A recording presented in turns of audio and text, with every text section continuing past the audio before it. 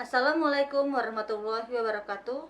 Saya Dinda Yulanti Rahayu dari Fakultas Ekonomi dan Bisnis, jurusan Manajemen Bisnis, kelas KH002. Di sini saya akan menjelaskan tentang bentuk-bentuk perusahaan. Saya akan menjelaskan materi tentang bentuk-bentuk perusahaan.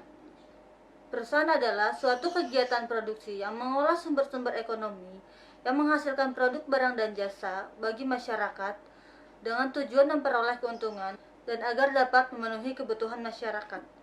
Dalam suatu perusahaan pasti terdapat visi dan misi. Visi adalah tujuan yang ingin dicapai perusahaan, sedangkan misi adalah tentang apa yang harus dilakukan perusahaan agar dapat mencapai tujuan visi tersebut.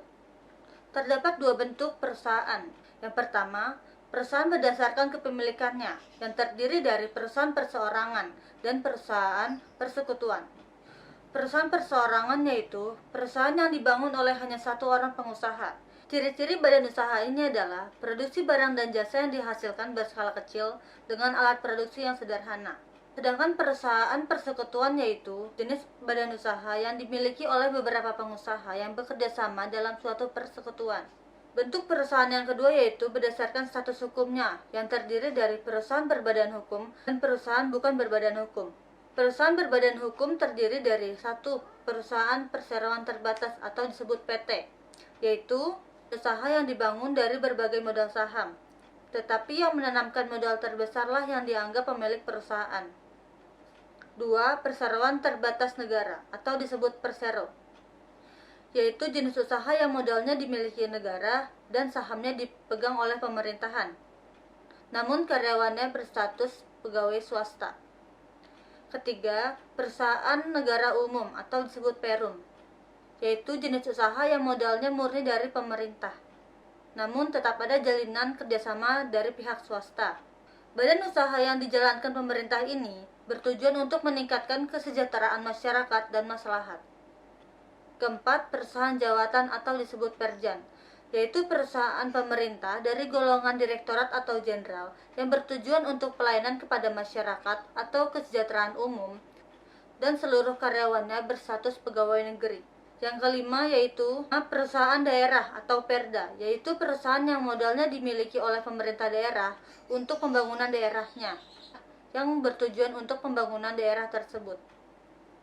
6. Yayasan, yaitu badan usaha yang bersifat sosial namun tetap mencari keuntungan.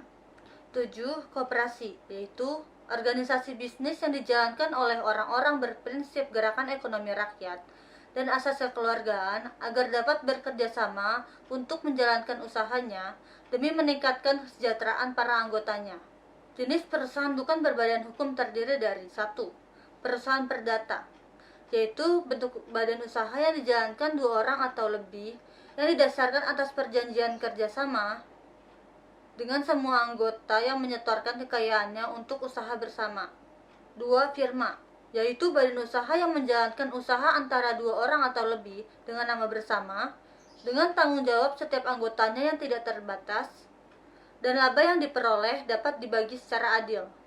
Ketiga, perseroan komanditer atau CV, yaitu badan usaha di mana setiap anggotanya mempercayakan uang atau hartanya sebagai modal kepada yang menjalankan perusahaan yang bertindak sebagai pemimpin perusahaan. Demikian materi dari bentuk-bentuk perusahaan yang saya sampaikan. Apabila terdapat kekurangan, mohon maaf. Terima kasih. Wassalamualaikum warahmatullahi wabarakatuh.